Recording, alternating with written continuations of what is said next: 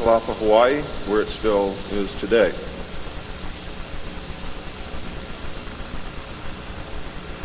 Some of the information is based upon research derived from the information that I saw. For instance, in the documents that I saw, it was stated that President Eisenhower had commissioned a group called the Jason Scholars, which was stated to have been a secret society of scholars,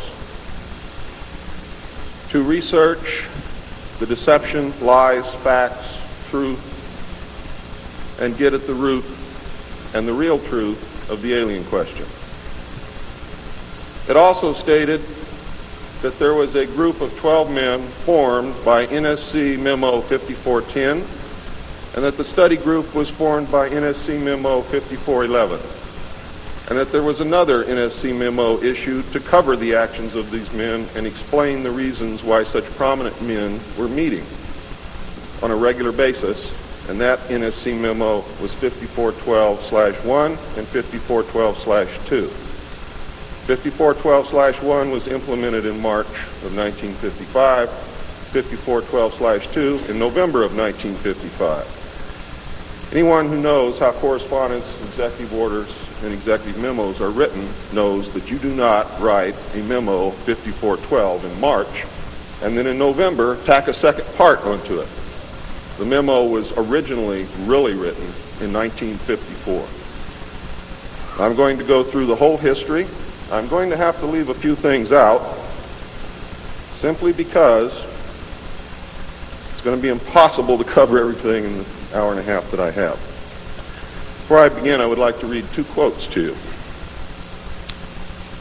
The first is attributed to Mr. Alistair Cook, who said, quote, "I'll be astounded if this planet is still going 50 years from now. I don't think we will reach 2000. It would be miraculous," unquote.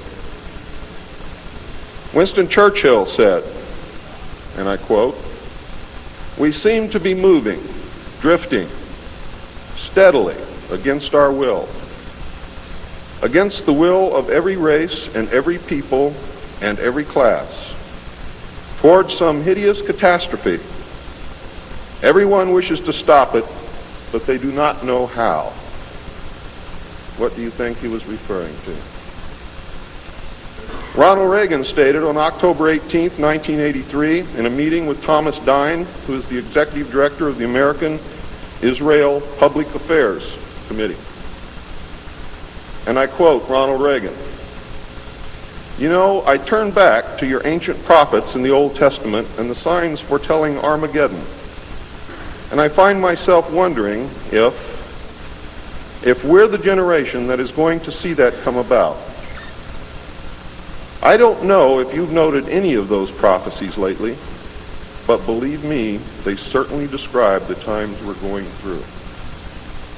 Now, ladies and gentlemen, during this talk that I'm going to give you, I'm going to explain to you the history of this phenomenon, who the secret government really is, and I will name them by name: beginning group, the study group.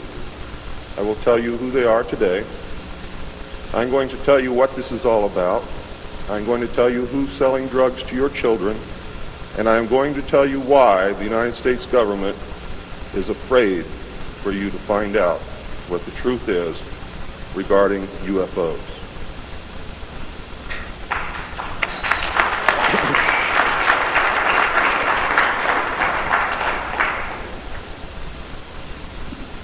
I'm going to skip over the early saucer recoveries, but there are many more than what you would expect.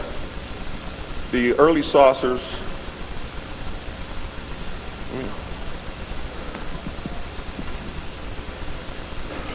Is this any better? There were many more saucer crashes and downed craft than what you have realized. There were many more alien bodies recovered, and there were more live aliens recovered than what you are aware of. But that's not important. The important thing is that they occurred, not how many and not where. The important thing is that they occurred. And those of you who want to argue over how many and where and how many bodies are wasting the time of everyone else, because that's not important. What's important is that they occurred. And there are two crashes that are so important that the government will go to any lengths to prevent you from finding out. And those are two crashes which occurred near the city of Aztec, New Mexico. Why? Because both of those crashed craft contained human body parts. And they are deathly afraid of a national panic.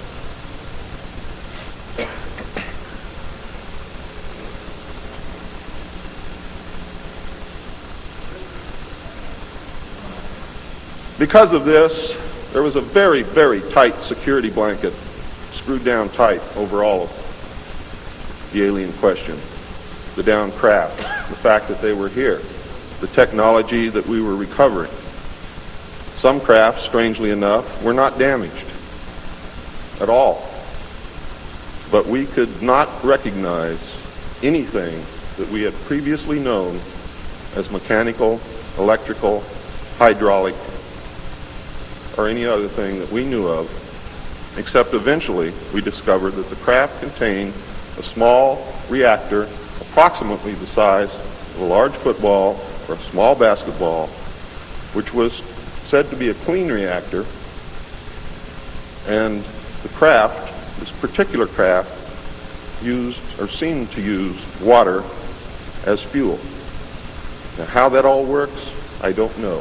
I am not a nuclear physicist. Thank God.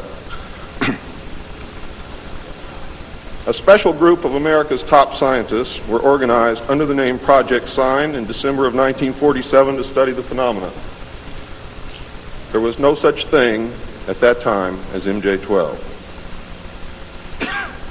The whole nasty business was contained within the shroud of secrecy. Project Sign evolved into Project Grudge in December of 1948. A very low-level collection and disinformation project named Blue Book was formed under Grudge. 16 volumes were to come out of Grudge, including the controversial Grudge 13, which I and Bill English saw, read, and revealed to the public.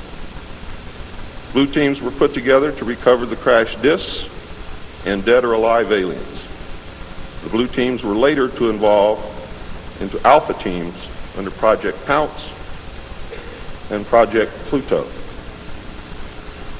During these early years, the United States Air Force and the Central Intelligence Agency exercised complete control over the alien secret. The Air Force was later to be dropped because it was a young service and had no political power and could not overcome the power of the Army and the Navy. In fact, the CIA was formed by presidential executive order, first as a Central Intelligence Group for the express purpose of dealing with the alien presence. Later, the National Security Act was passed, establishing it as the Central Intelligence Agency. The National Security Council was established to oversee the intelligence community and especially the alien endeavor. It was not created specifically to form national policy. In fact, you can say that the National Security Council was the forerunner of MJ-12, and there was another group between MJ-12 and the National Security Council, which is to come later. A series of National Security Council memos and executive orders removed the CIA from the sole task of gathering foreign intelligence and slowly but thoroughly legalized direct action in the form of covert activities at home and abroad. On December 9, 1947, Truman approved issuance of NSC-4, entitled Coordination of Foreign Intelligence Information Measures, at the urging of Secretaries Marshall, Forrestal, Patterson, and the Director of the State Department's Policy Planning Staff, Kennan, who, by the way, were all members of the Council on Foreign Relations.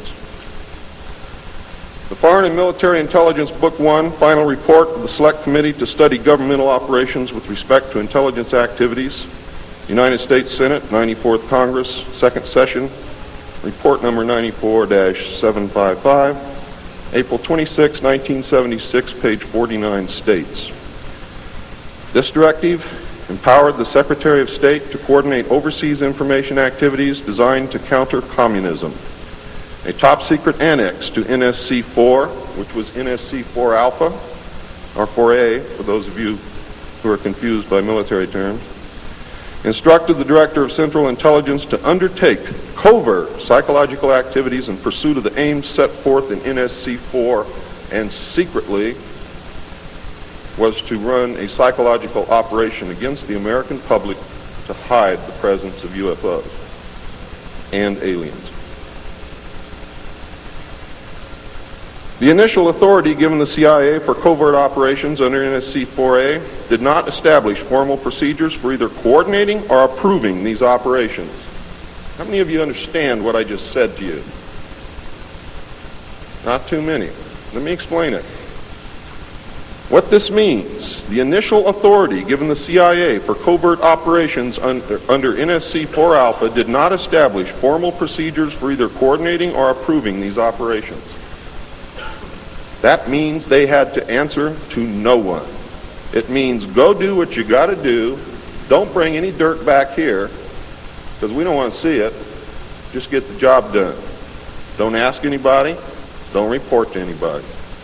That's exactly what it means.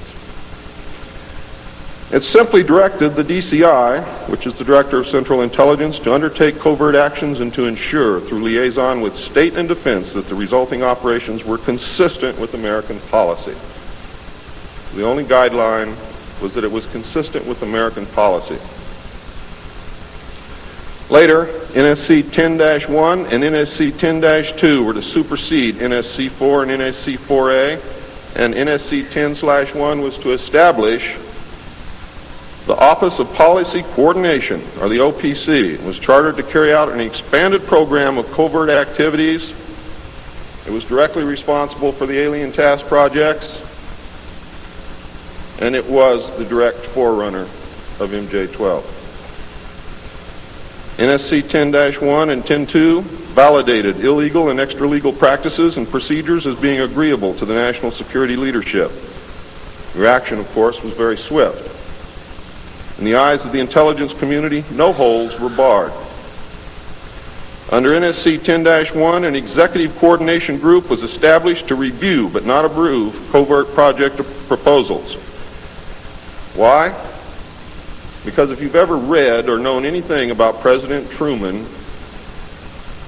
he was a mean little guy, and he didn't believe in trusting everybody else to do the right thing, and he kept the power solidly in his hands. He did not give it to anyone.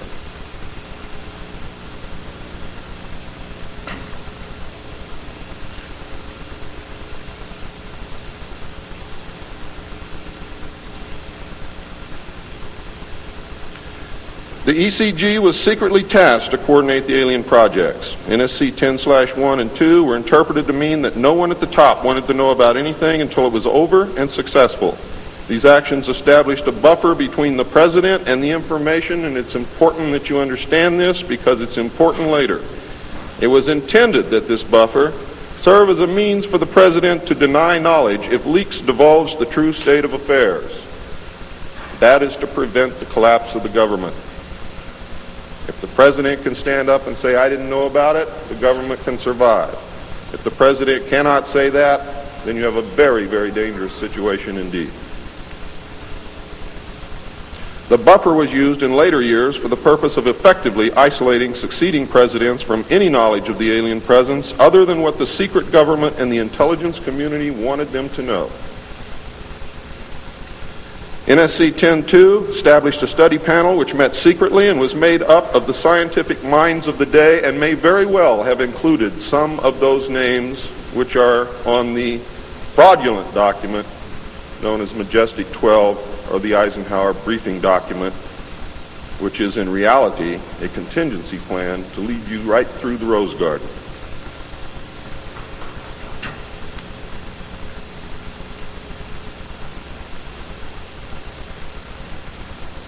The study panel was not called MJ-12. In fact, the study panel was never called MJ-12.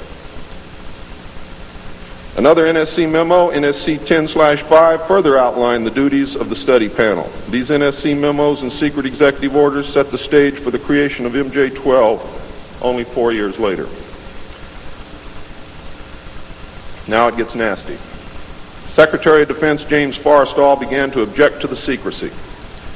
He was a very idealistic and religious man who believed that the public should be told. When he began to talk to leaders of the opposition party and leaders of the Congress about the alien problem, he was asked, which is a polite way of saying you're fired, to resign by Truman.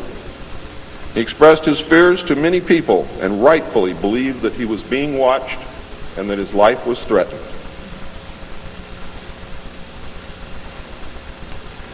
This was interpreted by those who were ignorant of the facts as paranoia, because most people had no knowledge of what was really going on.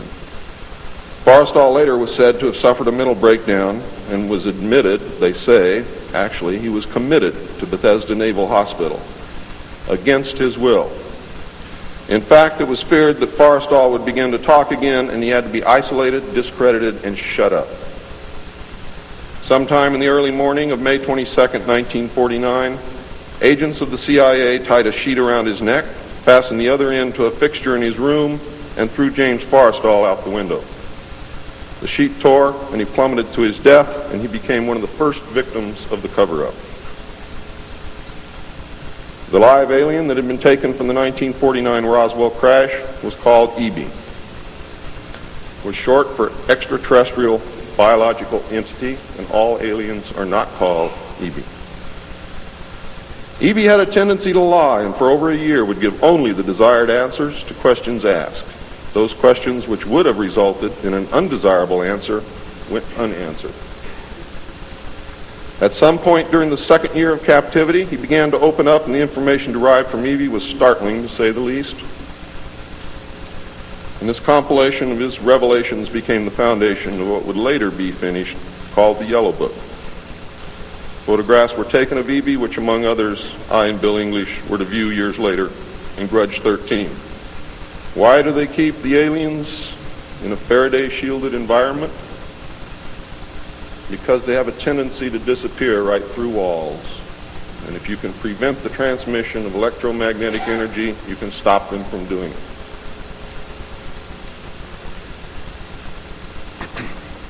In late 1951, EB became ill. Medical personnel had been unable to determine the cause of EB's illness and had no background from which to draw. EB's system was chlorophyll-based, and he processed food into energy much the same as plants. Waste material was excreted almost exactly the same as plants. It was decided that an expert in botany was called for. A botanist, Dr. Guillermo Mendoza, was brought in to try and help him recover. Those of you who have been looking for him on medical lists will not find him there. He was a PhD in botany. Dr. Mendoza worked to save EB until mid-1952 when EB died. Dr. Mendoza eventually, according to the information that I read, became the expert on at least this type alien biology. In a futile attempt to save EB and to try and gain favor with this technological superior alien race, the United States began broadcasting a call for help early in 1952 into the vast regions of space. If you know they're better than you, and if you know they can lick you, you better try and be friends with them, and that's what this effort was all about. The call went unanswered, but the project continued as an effort of good faith. President Truman created the super-secret National Security Agency by secret executive order on November 4th, 1952, and until recent years, there wasn't one in 50,000 people in the United States who even knew it existed.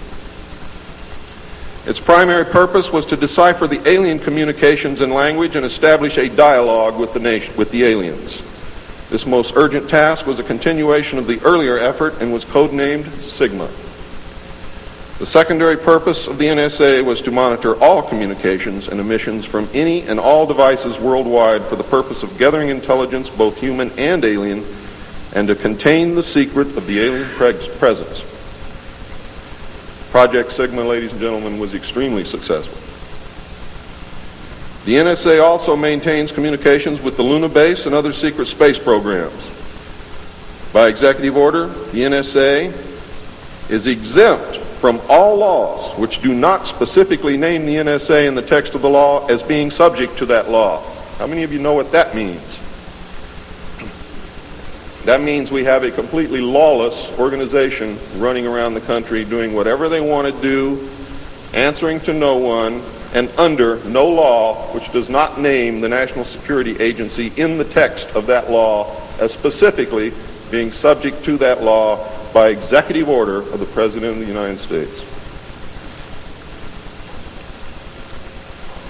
That means that if the agency is not spelled out in the text of any and every law passed by the Congress, it is not subject to that or those laws. The NSA now performs many other duties and in fact is the premier agency within the intelligence community. Today, the NSA receives 75% of the monies allotted to the intelligence community. And the old sayings, ladies and gentlemen, where the money goes, therein the power resides, is absolutely true.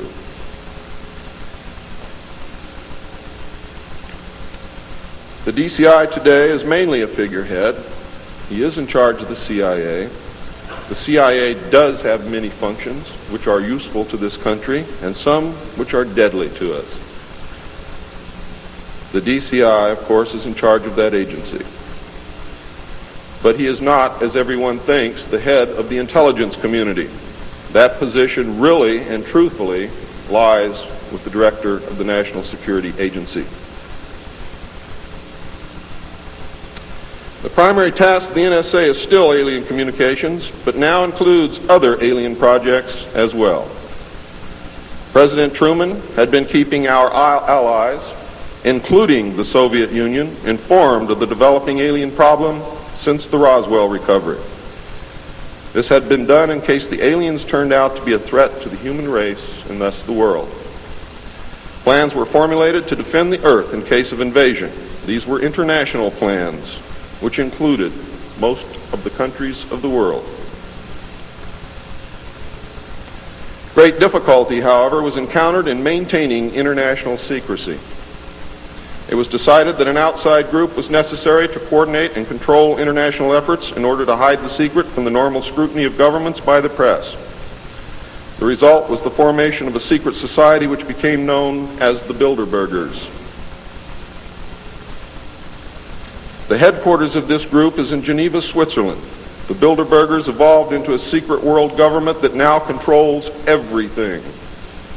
The United Nations was then, and is now, an international joke.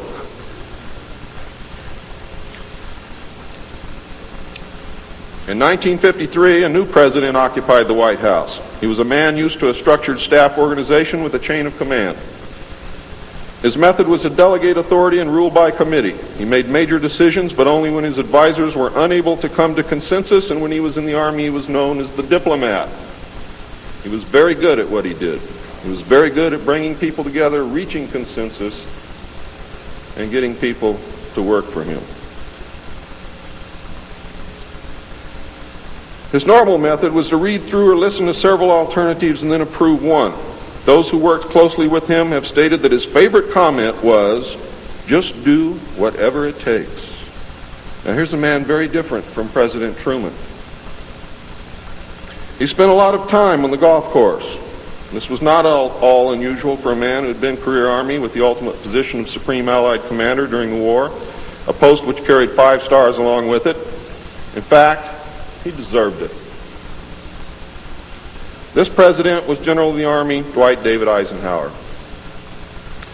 During his first year in office, 1953, at least 10 more crash discs were recovered, along with 26 dead and 4 live aliens.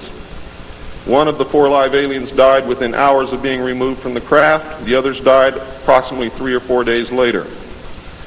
Of the 10, 4 were found in Arizona, 2 in Texas, 1 in New Mexico, 1 in Louisiana, 1 in Montana, and 1 in South Africa. And there were hundreds of sightings.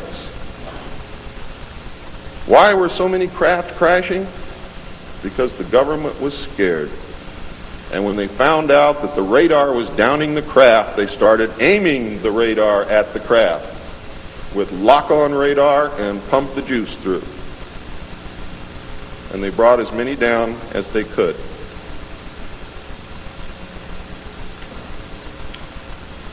Eisenhower knew that he had to wrestle and beat the alien problem. He knew that he could not do it by revealing the secret to the Congress, because, in fact, isn't that the same as telling the public? Early in 1953, the new president turned to his friend and fellow member of the Council on Foreign Relations, Nelson Rockefeller, for help with the alien problem. Eisenhower and Rockefeller began planning the secret structure of alien task supervision, which was to become a reality within 1 year. The idea for MJ-12 was thus born. It was Nelson's uncle Winthrop Aldrich who had been crucial in convincing Eisenhower to even run for president. The whole Rockefeller family, and with them the Rockefeller Empire, had solidly backed Eisenhower. Asking Rockefeller for help with the alien problem was to be the biggest mistake Eisenhower ever made for the future of the United States and most probably all of humanity, as you will soon see. What he literally did with this act, ladies and gentlemen, is abdicate the presidency to a secret group. Within 1 week of Eisenhower's election, he had appointed Nelson Rockefeller chairman of a presidential advisory committee on government organization. Rockefeller was responsible for planning the reorganization of the government. New Deal programs went into one single cabinet position called the Department of Health, Education, and Welfare. When the Congress approved the new cabinet position in April of 1953, Nelson was named to the post of Undersecretary to Ovida Culp Hobby. In 1953, also, astronomers discovered large objects in space which were moving toward the Earth, and it was first believed that they were asteroids. However, if you know much about astronomy, you know that you can predict or project backward orbital paths of bodies in space and determine where they come from, what they're doing, where they're going, and what their orbital path really is. Well, this failed to pan out, and the evidence proved that the objects could only be spaceships intelligently guided. Project Sigma intercepted alien communications, and when the objects reached the Earth, they took up a very high orbit around the equator. There were several huge ships, and their actual intent was unknown. Project Sigma and a new Project Plato, through radio communications using the computer binary language, which the aliens understand very well, they're very mathematical minded, was able to arrange a landing that eventually resulted in face-to-face contact with alien beings from another planet. Project Plato was tasked with establishing diplomatic relations with this race of space aliens. But in the meantime, something else happened. In the meantime, a race of human-looking aliens contacted the United States government. Where this happened, I do not know. I wish that I did. This alien group warned us against the aliens that were orbiting the equator and offered to help us with our spiritual development. They demanded that we dismantle and destroy our nuclear weapons as the major condition. They refused to exchange technology, citing that we were spiritually unable to handle the technology which we then possessed, and has not that been true throughout our history? They believed that we would use any new technology to destroy each other, as we always have. This race stated that we were on a path of self-destruction and we must stop killing each other, stop polluting the earth, stop raping the earth's natural resources, and learn to live in harmony with each other and with nature. These terms were met with extreme suspicion, especially the major condition of nuclear armament, disarmament, and I have to say that I could not blame them in the face of so many uncertainties and so many alien surprises staring them directly in the face. It was believed that meeting that condition would leave us helpless in the face of an obvious alien threat. We also had nothing in history to help with the decision. Nuclear disarmament was not considered to be within the best interests of the United States, and the overtures were rejected. Later in 1954, the race of large-nosed gray aliens which had been orbiting the Earth landed at Holloman Air Force Base. It happened in 1954, ladies and gentlemen. If you take everything that Bob Ebenegger has ever said and subtract 10 years from it, you will be right on the money. A basic agreement was reached. An alien named Krill was left as a pledge that they would return and formalize the agreement. In fact, he was a hostage. This race identified themselves as originating from a planet around a red star in the constellation of Orion, which we call Betelgeuse. I believe that that's a lie. They lie a lot, and they deceive a lot.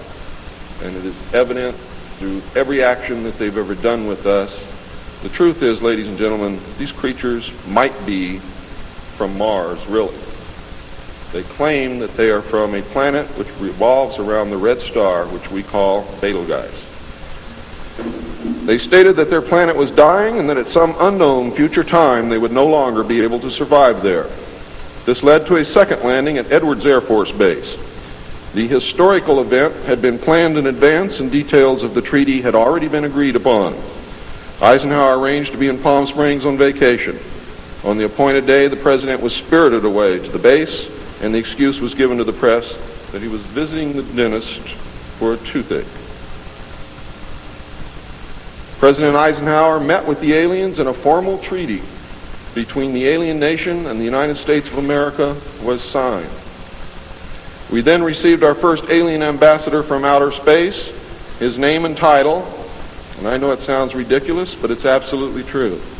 His name and title was His Omnipotent Highness Krill, pronounced Krill, spelled K-R-L-L-L or C-R-L-L-L. In the American tradition of disdain for royal titles, he was secretly called Original Hostage Krill, or O-H Krill, so that Americans would not have to say, Your Omnipotent Highness.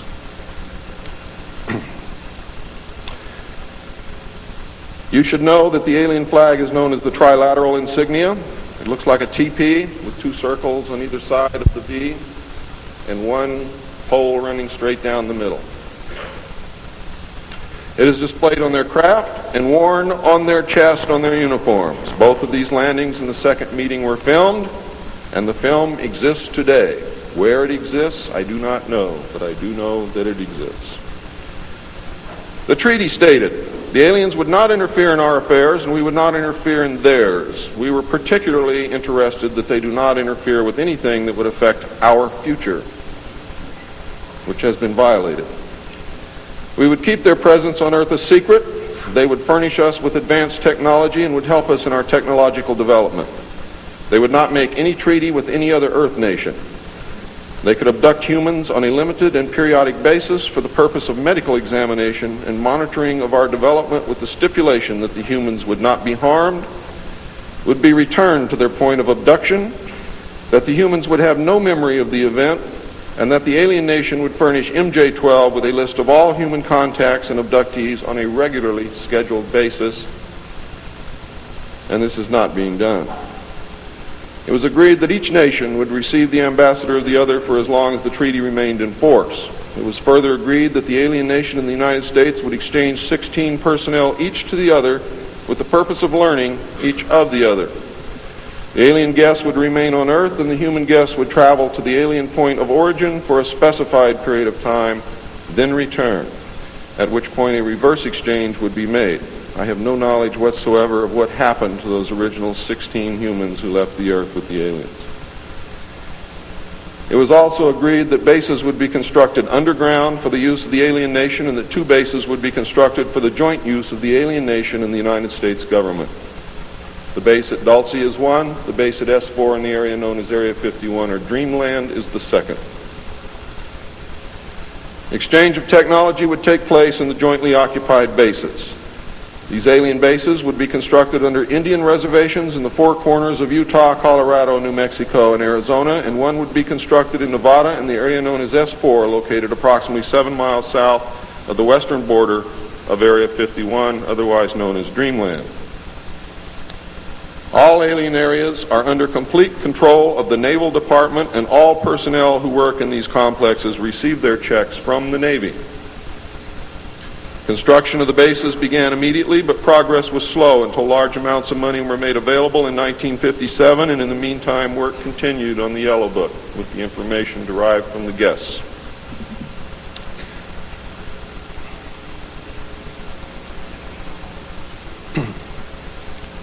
I would like to say at this time that the movie that most of you may have seen, how many of you saw Close Encounters of the Third Kind? That movie was absolutely true. Those events did take place, not exactly as you saw them, not in the place where you saw them take place, but there was a landing, there was an agreement, there was conversation, there was an exchange of personnel made. I would like to say now also that J. Allen Hynek was the technical director on that movie, and he was also the co-author of Grudge 13, which I read between the years 1970 and 1973, along with another man named Lieutenant Colonel Friend. As you learned last night, it's the real nice guys that get you. Right, Phil?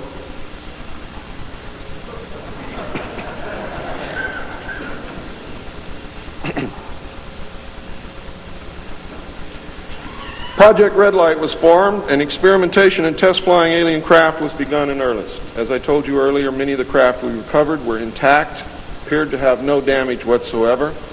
One craft actually exploded over the test site during testing sometime in the early 60s. I'm not sure what the exact date is, but the explosion is said to have been seen over 3 states. Project Red Light, according to the information that I have, was postponed at that time because they had no idea what had happened or why the craft had exploded, but they lost the pilots, and the project went on hold. A super top-secret facility was built at Groom Lake in Nevada in the midst of the weapons test range. It was codenamed Dreamland. Until this area was built, testing was done at the Tonopah test range, and that's why some of you have conflicting information. The installation was placed under the Department of the Navy, and clearance of all personnel required a Q clearance as well as executive, which means presidential or majestic approval.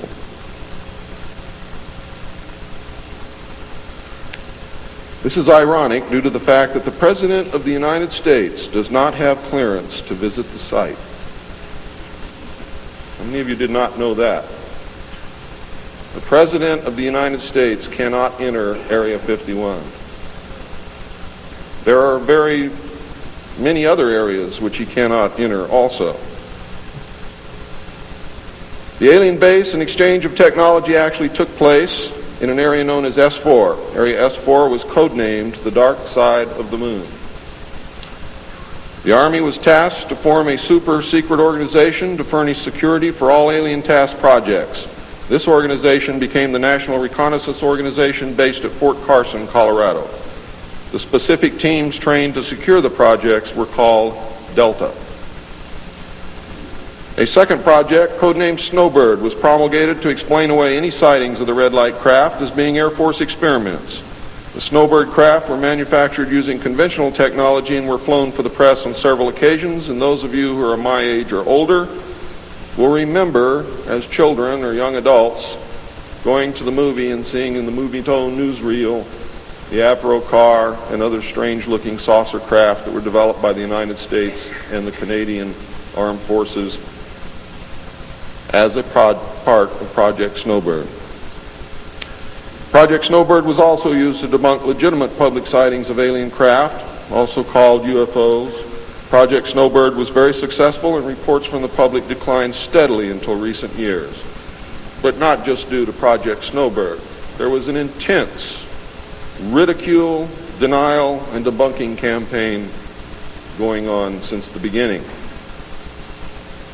People stopped reporting what they saw.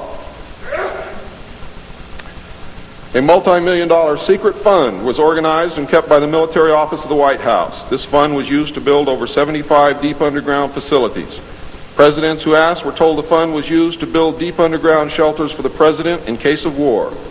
Only a few were built for the president. Millions of dollars were funneled through this office to MJ-12 and then out to the contractors, and was used to build top-secret alien bases as well as top-secret dumb or deep underground military bases. I think dumb is very appropriate.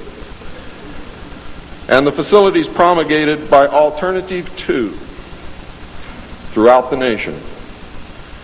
President Johnson used this fund to build a movie theater and pave the road on his ranch, and I believe he also used it to fix his shower. He had no idea of its true purpose, but he felt that because it was military money, it was his money. The secret White House underground construction fund was set up in 1957 by President Eisenhower. And you can forget Truman because Eisenhower has done everything that's been done to us, not intentionally, not to hurt us, in the beginning to protect us. The funding was obtained from Congress under the guise of construction and maintenance of secret sites where the president could be taken in case of military attacks, called presidential emergency sites. The sites are literally holes in the ground deep enough to withstand a nuclear blast and are outfitted with state-of-the-art communications equipment. To date, there are more than 75 sites spread around the country that I can account for, which were built using money from this fund. The Atomic Energy Commission has built at least an additional 22 underground sites, again, that I can account for. The location and everything to do with these sites were and are considered and treated as top secret. The money was and is in control of the military office of the White House and was and is laundered through a circuitous web that even the most knowledgeable spy or accountant cannot follow. As of 1980, only a few at the beginning and end of this web knew what the money was for. At the beginning were Representative George Mahan of Texas, the chairman of the House Appropriations Committee and of its Defense Subcommittee, and Representative Robert Sykes of Florida, chairman of the House Appropriations Military Construction Subcommittee. Today, it was rumored that House Speaker Jim Wright controlled the money in Congress and that a power struggle was underway to remove him. We all know what happened there, but I could not substantiate by any source the fact that he was in charge of the money. It is a rumor.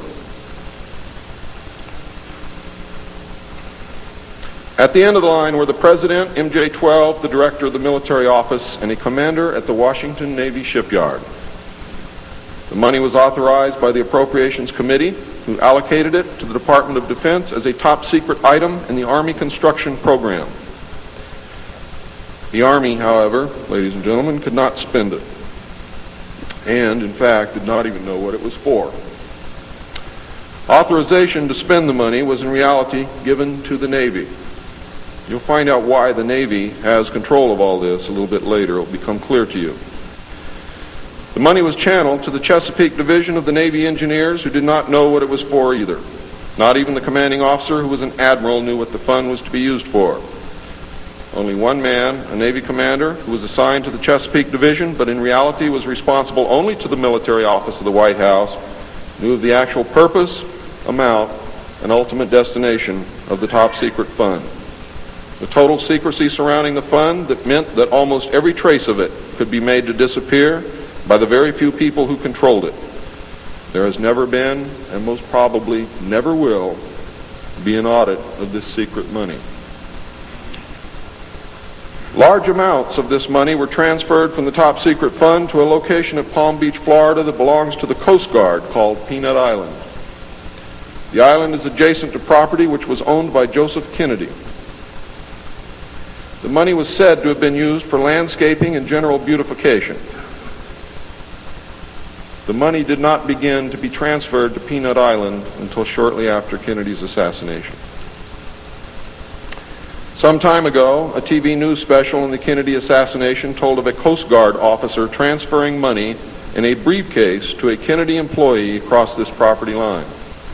It was on television. Could this have been a secret payment to the Kennedy family for the loss of their son, John F. Kennedy?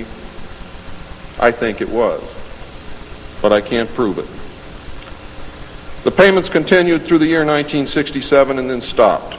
The total amount transferred is unknown and the actual use of the money is unknown. Meanwhile, back at the ranch, Nelson Rockefeller changed positions again.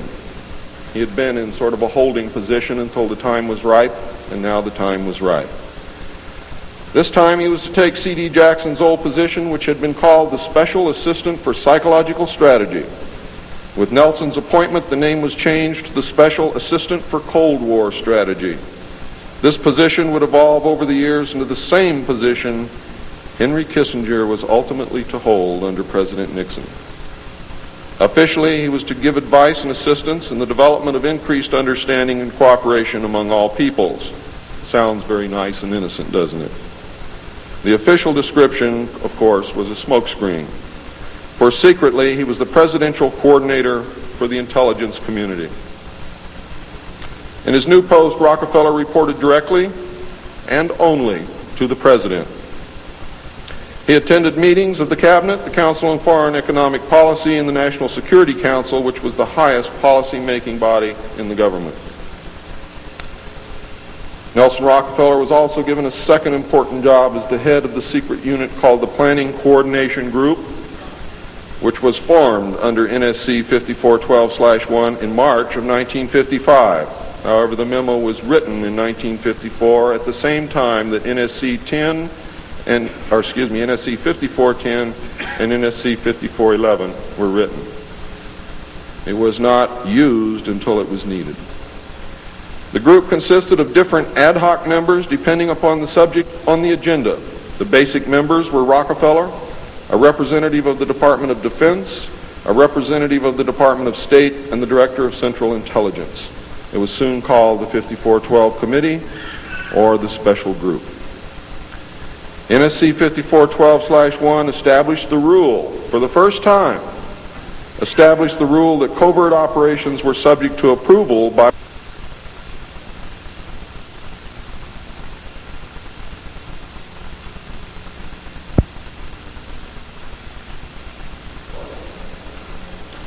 By secret executive memorandum, NSC 5410, Eisenhower had preceded NSC 5412/1 in 1954 to establish a permanent committee, not ad hoc, to be known as Majority 12, MJ12, to oversee and conduct all covert activities concerned with the alien question. NSC 5412/1 was created to explain the purpose of these meetings when Congress and the press became curious as to why such important and prominent men were meeting on a regular basis. Majority 12 was made up of Nelson Rockefeller, the Director of Central Intelligence, Allen Welsh Dulles, the Secretary of State, John Foster Dulles, the Secretary of Defense, Charles E. Wilson, the Chairman of the Joint Chiefs of Staff, Admiral Arthur W. Radford, and that's why the Navy got everything, because the first Chairman of the Joint Chiefs of Staff who served on MJ-12 was Navy. If it had been an Army general, the Army would have had it. The Director of the Federal Bureau of Investigation, J. Edgar Hoover, and that should answer a lot of questions for you, and 6 men from the Executive Committee of the Council on Foreign Relations known as the Wise Men. These men were all members of a secret society of scholars that called themselves the Jason Society. See you smiling, Bill. Thought I didn't know it, didn't you? Fooled you. Are the Jason scholars who recruited their members from the Skull and Bones and the Scroll and Key societies of Harvard and Yale. And that was stated verbatim in Operation Majority. The Wise Men were key members of the Council on Foreign Relations. There were 12 members, including the first 6 from government positions, thus Majority 12. This group was made up over the years of the top officers and directors of the Council on Foreign Relations and later the Trilateral Commission. Gordon Dean, George Bush, and Zbigniew Brzezinski were among them. The most important, however, and influential of the Wise Men who served on MJ-12 were John McCloy, Robert Lovett, Averill Harriman, Charles Bolin, George Kennan, and Dean Acheson.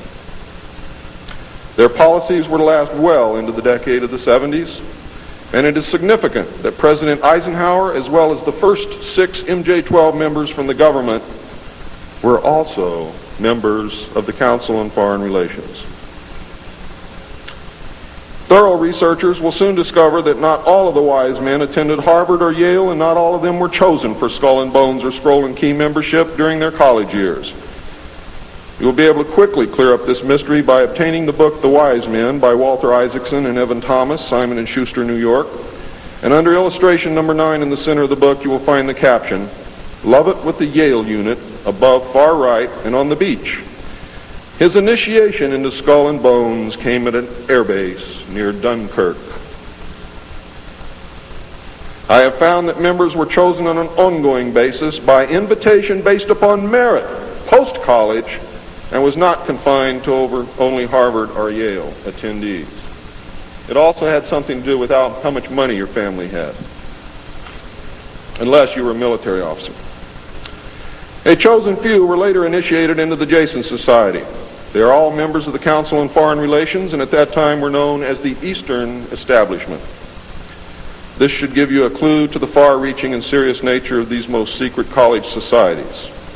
The Jason Society is alive and well today, but now includes members of the Trilateral Commission as well. The Trilateralists existed secretly several years before 1973 because I saw the name of the Trilateral Commission in the documents in 1971. The name of the Trilateral Commission was taken from the alien flag known as the Trilateral Insignia. And that should give you some clue as to how much trouble you're in.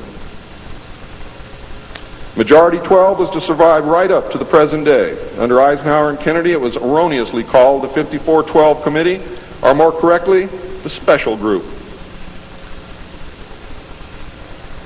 In the Johnson administration, it became the 303 Committee, named after the room that they met in at the White House when they met at the White House.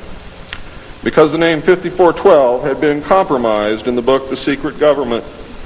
Actually, it was not compromised. It was intentionally leaked to explain the purpose of the meeting of these men, so that no one would go looking for NSC 5410 and NSC 5411. And I wish you all luck. I hope that you're able to dig it out.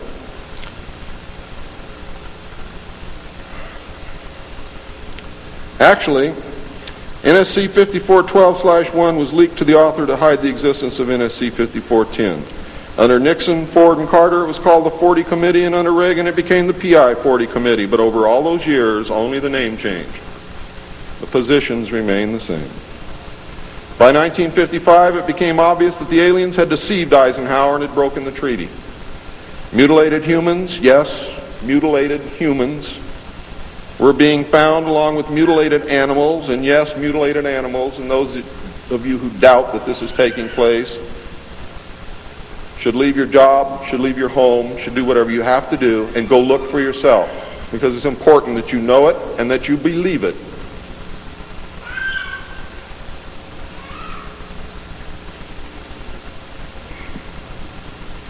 These things were being found all across the United States. It was suspected that the aliens were not submitting a complete list of human contacts and abductees to MJ-12, and it was suspected that not all abductees had been returned, and this has been verified. The Soviet Union was suspected of interacting with them, and this proved also to be true. It was learned that the aliens had been and were then manipulating masses of people through secret societies, witchcraft, magic, the occult, and religion. After several Air Force combat air engagements with alien craft, it also became apparent that our weapons were no match against theirs. In November of 1955, NSC 5412/2 was issued, establishing a study committee to explore all factors which are involved in the making and implementing of foreign policy in the nuclear age.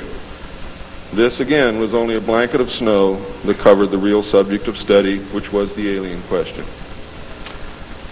For, in fact, 5412/2 had, as I told you earlier, been written in 1954, when NSC 5410 and 5411 was written, and 5411, by secret executive memorandum in 1954, the study group was commissioned to examine all the facts, evidence, lies, and deception and discover the truth of the alien question. NSC 54/2 was only a cover that had become necessary when the press began inquiring as to the purpose of regular meetings of such important men.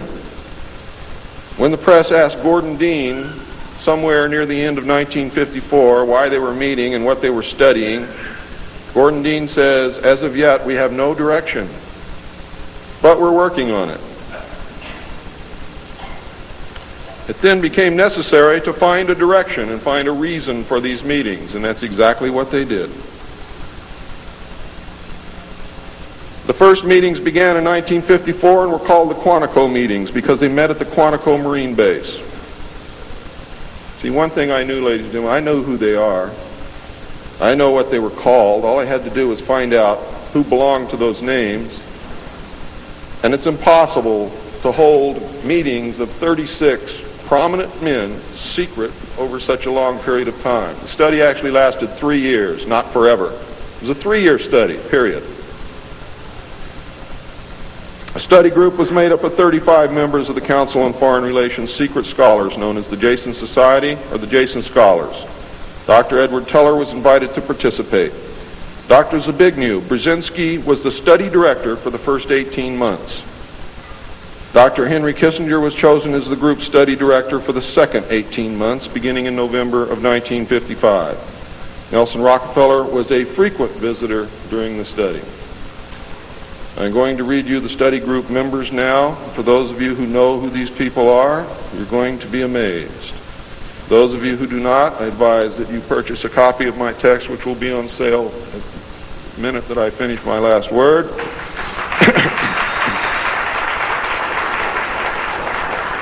And research everything that I'm telling you, and your own research will tell you that I am telling you the truth, and I don't have to do that. You see, I'm a witness. I'm not a ufologist, and I'm not by profession a researcher. I'm doing this because I want the Constitution put back where it belongs.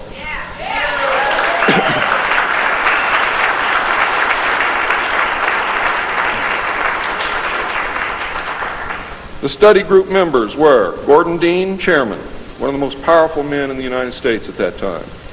Dr. Zbigniew Brzezinski, study director for the first phase. Dr. Henry Kissinger, study director for the second phase. Dr. Edward Teller represented the scientific community. Major General Richard C. Lindsay, Hanson W. Baldwin, Lloyd V. Berkner, Frank C. Nash, Paul H. Nitze, Charles P. Noyes, Frank Pace Jr., James A. Perkins, Don K. Price, David Rockefeller, Oscar M. Rubhausen, Lieutenant General James M. Gavin, Carl P. Haskins, James T. Hill Jr., Joseph E. Johnson, Mervyn J. Kelly, Frank Altschul, Hamilton Fish Armstrong, Major General James McCormick Jr., Robert R. Bowie, McGeorge Bundy, William A. M. Burden, John C. Campbell, Thomas K. Findletter, George S. Franklin Jr., I. Rabbi, Roswell L. Gilpatrick, N.E. Hallaby, General Walter Bedell Smith, called Beadle, Henry DeWolf Smythe, Shields Warren, Carol L. Wilson, and Arnold Wolfers. Now, these aren't bad guys. They were a study group. And the first MJ-12 was not made up of bad guys. They were made up of concerned Americans. What happened later became bad. The yanking of power away from the president, the formation of a secret government, the sale of drugs to the American people, etc., etc., etc. And I'm going to cover most of those things before I'm finished. It's about time. The second phase meetings were also held at the Marine base at Quantico, Virginia, and the group became known as Quantico II. Nelson Rockefeller built a retreat somewhere in Maryland, which could only be reached by air for MJ-12 and the study committee, so that they could meet away from public scrutiny. He donated the land, he built the facilities. Say hello for me, Phil.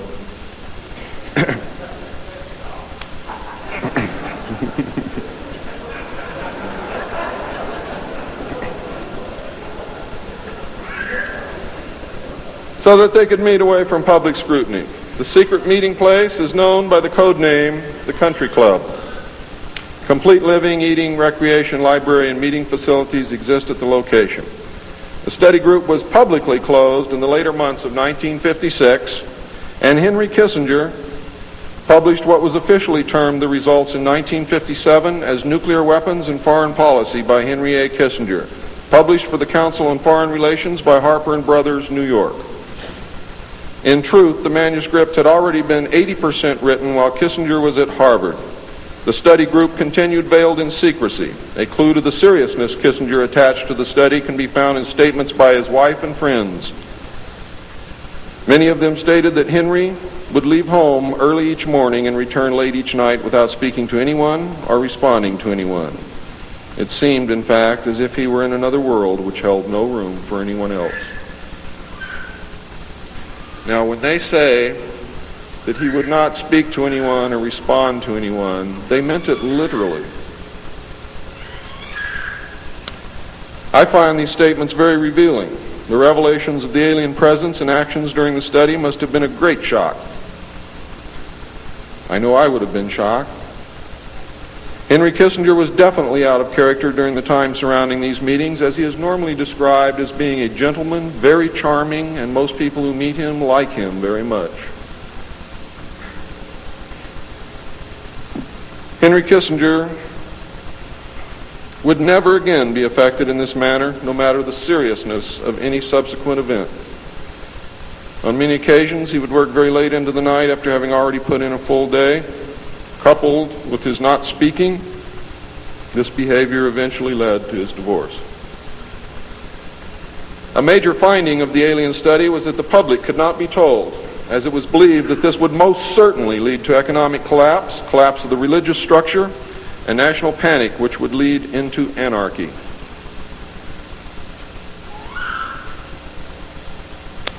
Secrecy thus continued. An offshoot of this finding was that if the public could not be told, then the Congress could not be told. Thus, funding for the projects and research would have to come from outside the government.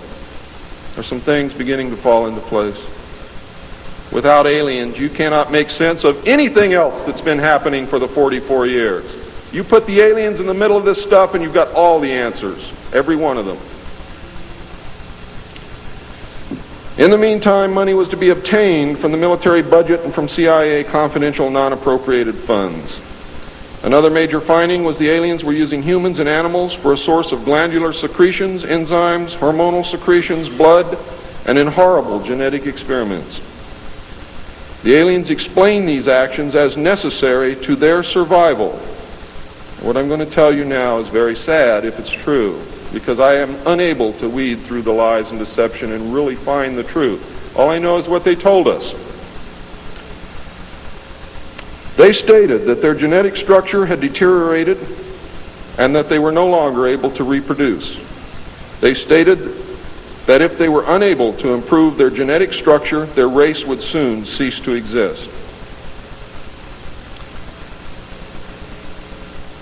We looked upon their explanations with extreme suspicion. Since our weapons were literally useless against the aliens, MJ-12 decided to continue friendly diplomatic relations with them until such time as we were able to develop a technology which would then enable us to challenge them on a military basis.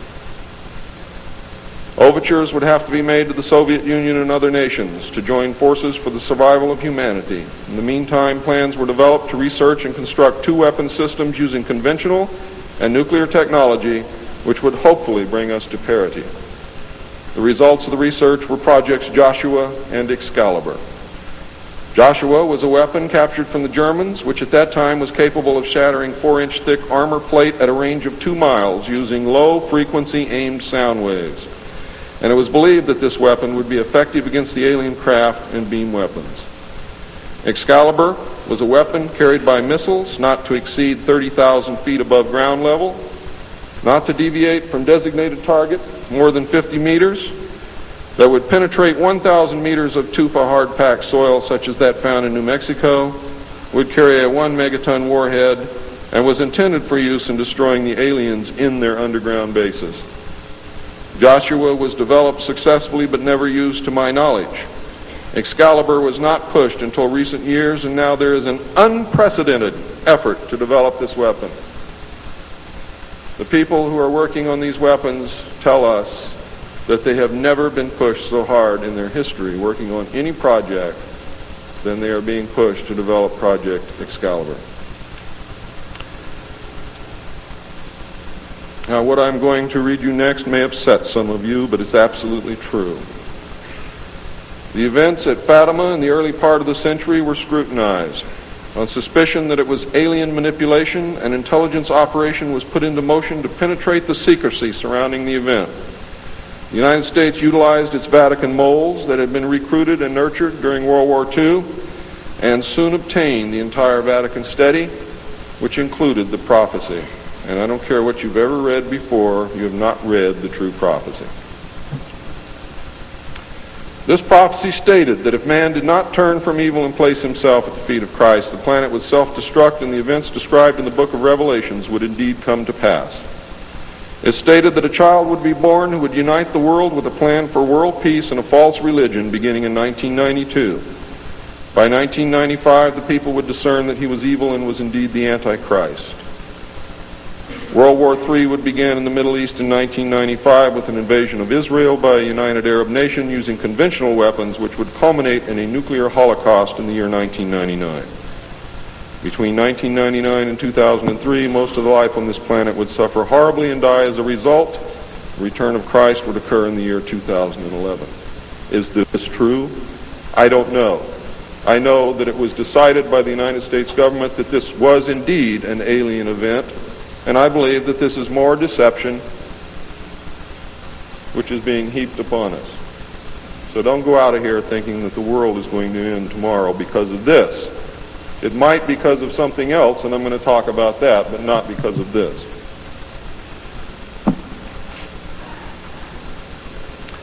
When the aliens were confronted with this finding, they confirmed that it was true. The aliens explained that they had created us through hybridization and had manipulated the human race through religion, Satanism, witchcraft, magic, the occult, secret societies, etc.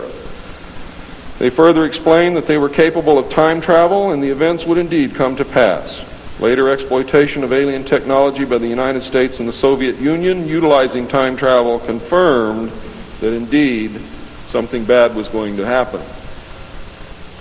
The aliens showed a hologram which they claimed was the actual crucifixion of Christ, which the government filmed. We did not know whether to believe them or not. Were they using our genuine religions to manipulate us? Or were they indeed the source of our religions with which they had been manipulating us all along? Or was this the beginning scenario of the genuine end times and the return of Christ which had been predicted in the Bible? No one knew the answer, and I don't know the answer either. A symposium was held in 1957, which was attended by some of the great scientific minds then living. It was held in Huntsville, Alabama. They reached the conclusion that by or shortly after the year 2000, the planet would self-destruct due to increased population and man's exploitation of the environment without any help from God or the aliens. By secret executive order of President Eisenhower, the Jason scholars were ordered to study this scenario and make recommendations from their findings. This was done. The Jason Society confirmed the finding of the scientists and made 3 recommendations called Alternatives 1, 2, and 3. Alternative 1 was to use nuclear devices to blast holes in the stratosphere from which the heat and pollution could escape into space. I'll buy heat, but I'll never buy pollution. Change the human cultures from that of exploitation into cultures of environmental protection. Of the 3, this was decided to be the least likely to succeed due to the inherent nature of man and the additional damage the nuclear explosions would themselves create. Alternative 2 was to build a vast network of underground cities and tunnels in which a select representation of all cultures and occupations would survive and carry on the human race. The rest of humanity would be left to fend for themselves on the surface of the planet.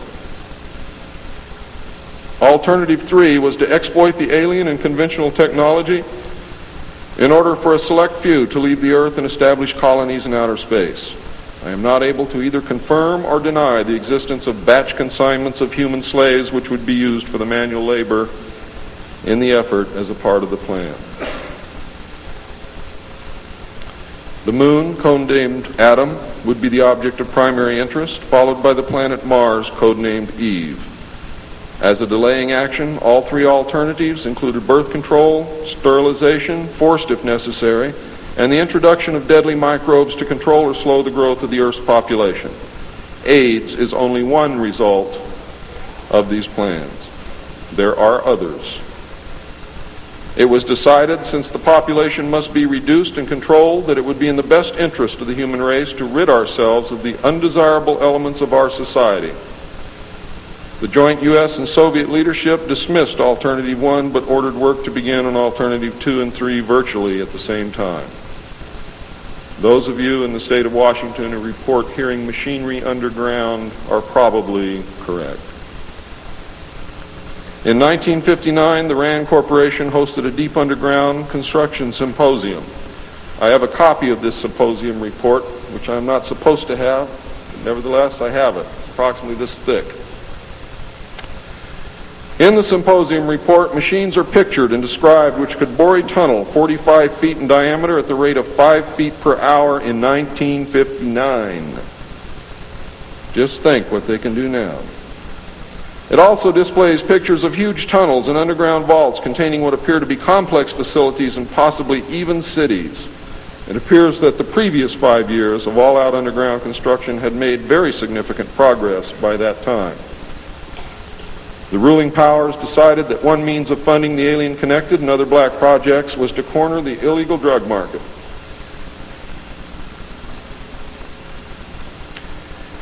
A young, ambitious member of the Council on Foreign Relations was approached. His name is George Bush, who at the time was the president and CEO of Zapata Oil based in Texas. Zapata Oil was experimenting with the new technology of offshore drilling. It was correctly thought that the drugs could be shipped from South America to the offshore platforms by fishing boat, where it would then be taken to shore by the normal transportation used for supplies and personnel. By this method, no customs or law enforcement agency would subject the cargo to search. George Bush agreed to help and organize the operation in conjunction with the CIA. The plan worked better than anyone had thought and has since expanded worldwide, and there are now many other methods of bringing the illegal drugs into the country. But it must always be remembered that George Bush began the sale of drugs to our children. Now, if you think I'm crazy, get off your butt and start digging, because you will find out that it's absolutely true. The CIA now controls all the world's illegal drug markets. The official space program was boosted by President Kennedy in his inaugural address when he mandated that the United States put a man on the moon before the end of the decade. Although innocent in its conception, this mandate enabled those in charge to funnel vast amounts of money into black projects and conceal the real space program from the American people. A similar program in the Soviet Union served the same purpose. In fact, a joint alien United States and Soviet Union base already existed on the moon at the very moment Kennedy spoke the words. On May 22, 1962, a space probe landed on Mars and confirmed the existence of an environment which could support life. Not long afterward, the construction of a colony on the planet Mars began in earnest. Today, there is a colony which exists on the planet Mars. It is a United States-Russian alien facility.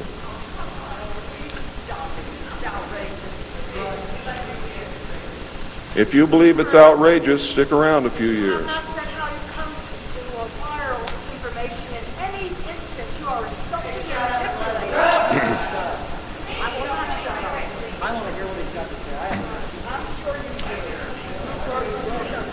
This is very disturbing information, and I don't expect anyone to believe it.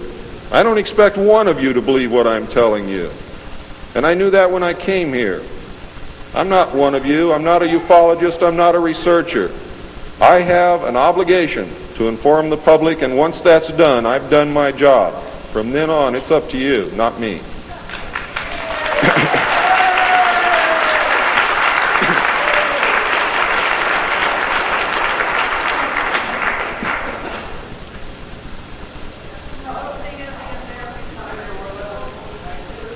This colony exists on Mars, populated by specially select people from different cultures and occupations taken from all over the earth. A public charade of antagonism between the Soviet Union and the United States has been maintained over all these years in order to fund projects in the name of national defense when in fact we are the closest allies. At some point, President Kennedy discovered portions of the truth concerning the drugs and the aliens. He issued an ultimatum in 1963 to MJ-12. President Kennedy assured them that if they did not clean up the drug problem, he would. He informed MJ-12 that he intended to reveal the presence of aliens to the American people within the following year and ordered a plan developed to implement his decision. President Kennedy was not a member of the Council on Foreign Relations and knew nothing of Alternative 2 or Alternative 3 that I can find out. Internationally, the operations were supervised by an executive committee known as the Policy Committee. In the United States, they were supervised by MJ-12 and in the Soviet Union by its sister organization. President Kennedy's decision, of course, struck fear into these people. His assassination was ordered by the Policy Committee, and the order was carried out by agents of MJ-12 in Dallas. President John F. Kennedy was murdered by the Secret Service agent who drove his car in the motorcade, and the act is plainly visible in the film. It was stated in the documents that I saw. The assassin's name is William Greer. Watch the driver and not Kennedy when you view the film, when you can find a film that even shows it. All of the witnesses who were close enough to the car to see William Greer shoot Kennedy were themselves all murdered within 2 years of the event. That's fact. The Warren Commission was a farce, and Council on Foreign Relations members made up the majority of its panel. They succeeded in snowing the American people, and they hid the truth.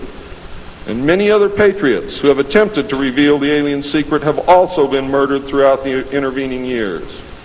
And that is why I've been so careful about the information that I released, because it was so important that I get here today to be able to tell you the truth, and what happens after me, after today, is of no consequence whatsoever. But what you do is. During the era of the United States' initial space exploration and the moon landings, every launch was accompanied by alien craft. A moon base dubbed Luna was sighted and filmed by the Apollo astronauts.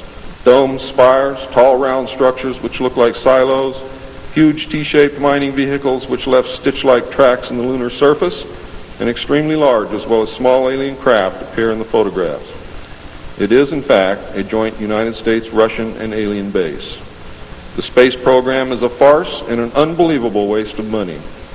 Alternative 3 is a reality, and it is not at all science fiction.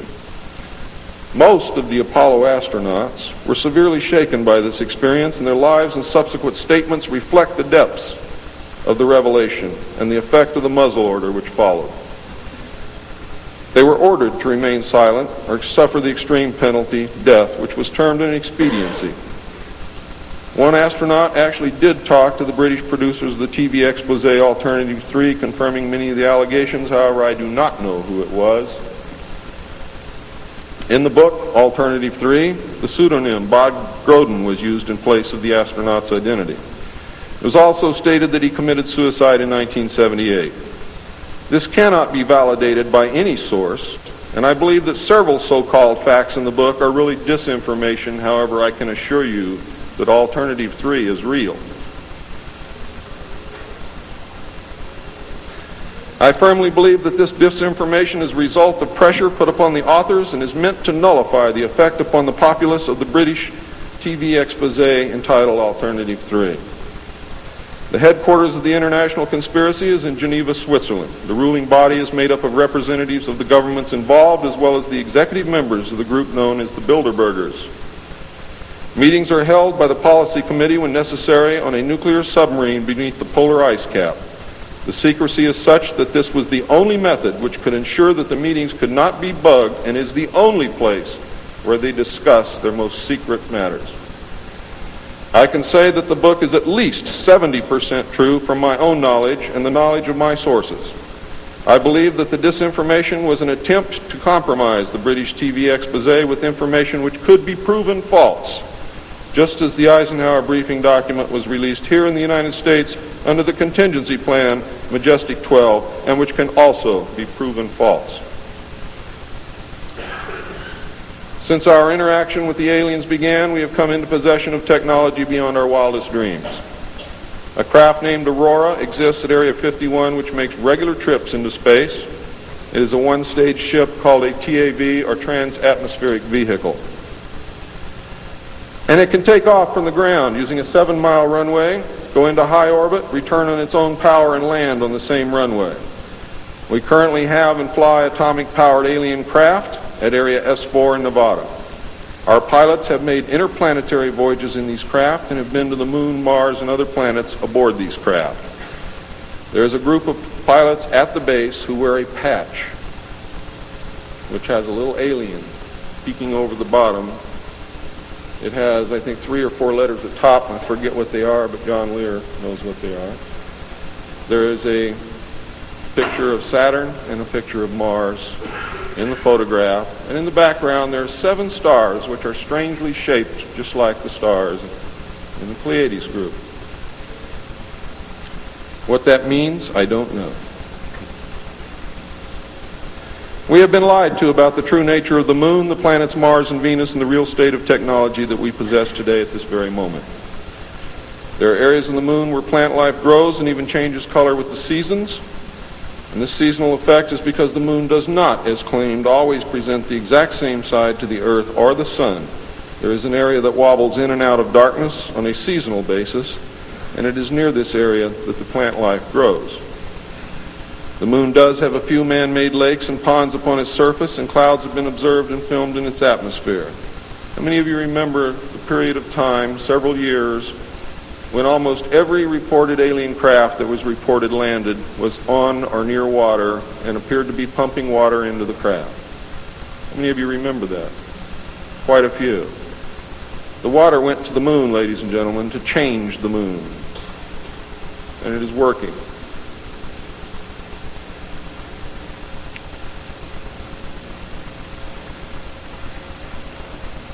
It possesses a gravitational field, and man can walk upon its surface without a spacesuit, breathing from an oxygen bottle after undergoing decompression the same as any deep-sea diver. Ladies and gentlemen, if you can come from 1,200 feet underwater to the surface through decompression, you can go from the surface to 1 atmosphere of vacuum. See, vacuum does not cause a problem for the human body. It's the inert gas that's dissolved in your tissues and in your bones and in the fluids in your body that causes you the problem. If this is decompressed properly, you will have no problem. All you need is a very small amount of oxygen, a very small pressure to breathe. You will suffer no harm, except for one thing, that oxygen becomes toxic after breathing it over a long period of time. Therefore, excursions would have to be of a minimal time length. Other than that, there is no reason why you or anyone else cannot walk on the surface of the moon or in space in a vacuum without a spacesuit. How do I know? I used to be one of the world's experts on deep sea mixed gas breathing mixtures for divers and on deep saturation diving. When I was the head of the department of the Mixed Gas Deep Saturation Diving Division of the College of Oceaneering. And I can tell you now, it's much easier to decompress to a vacuum and walk on the surface of the moon than it is to bring a man up from 600 feet.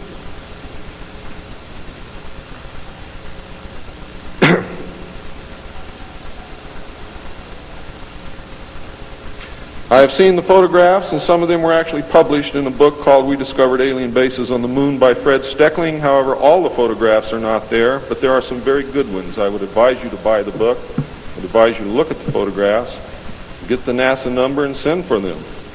I doubt that you can still get them, but at one time you could. In 1969, a confrontation broke out between the human scientists and the aliens at the Dulce Underground Lab. The aliens took many of our scientists hostage. Delta forces were sent in to free them, but were no match against the alien weapons. 66 of our people were killed during this action. As a result, we withdrew from all joint projects for at least 2 years. A reconciliation eventually took place, and once again we began to interact. As far as I know, today we are interacting with the aliens. Now,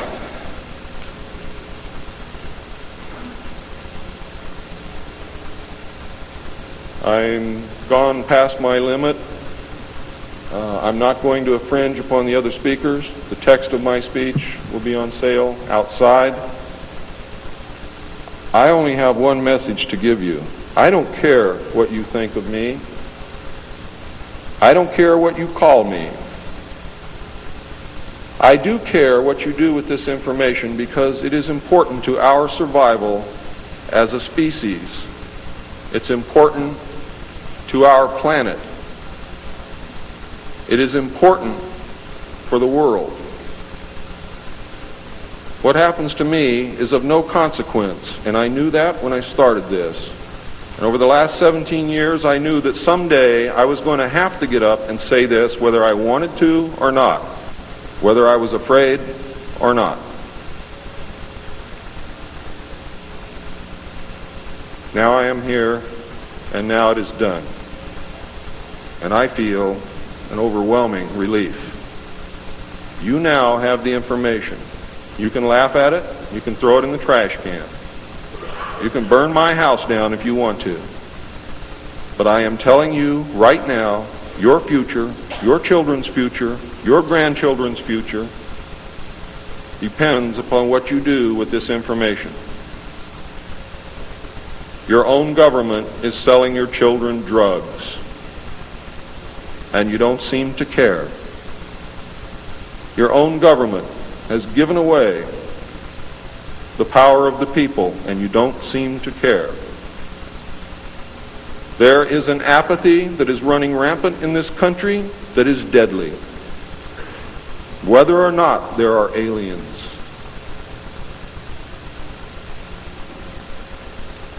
We are truly now, at this moment, a nation of sheep. And ladies and gentlemen, I assure you that sheep are always led to the slaughter. But it does not have to be that way. There is tremendous power in knowledge. There is also tremendous power in secrecy. Take away that secrecy, you make sure that you're informed, and you can change things and stop fighting with each other. Thank you.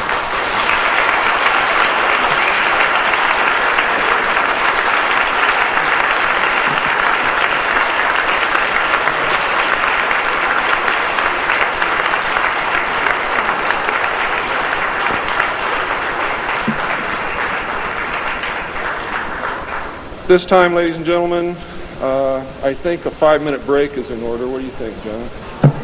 It's been a long time. Please keep it to 5 minutes because we really are very limited on time.